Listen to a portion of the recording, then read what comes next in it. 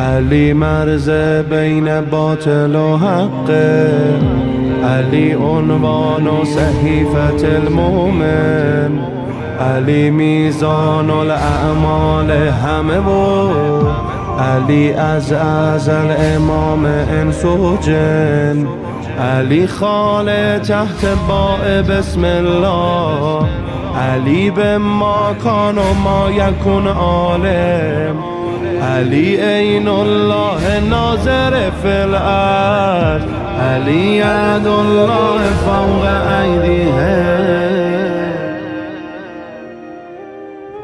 این یکم از فضائلش بود، اما بهش خدا نمیگم، اما بگم که این آقا رو من از خدا جدا نمیگم.